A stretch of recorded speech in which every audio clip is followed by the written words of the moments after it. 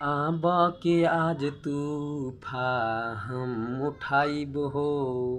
हाँ, हम आज हर सितम के दीवार ढाहब हो। ओ हो बस्ती सुन ल, हाँ हाँ हाँ जंगल सुन ल, ई सदा हमार बा। तू हमरे बाड़ू, हाँ तू हमरे बाड़ू, सदियों से हमरे हो।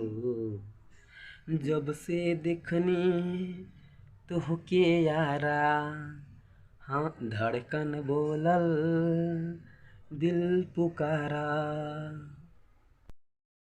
यारी में कौन का बा यार का जानी, कहबा कुटुम कभी ना ये प्यार का जानी।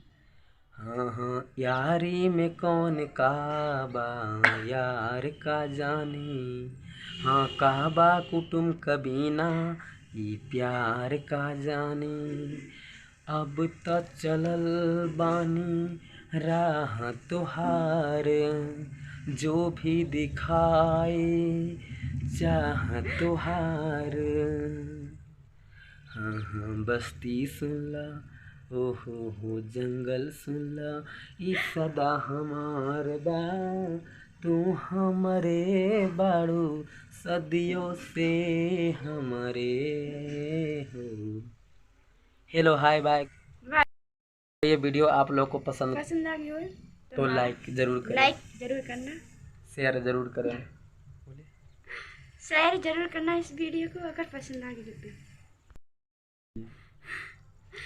ज़्यादा से ज़्यादा पसंद आ गया हो तो इस वीडियो को लाइक जरूर करना, नहीं तो हम आप लोग को मोबाइल में घुस के मारेंगे।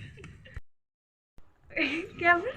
नहीं तो हम फोन में घुस के मारेंगे। अगर नहीं किया तो हम तुम्हें फोन में घुस के मारेंगे।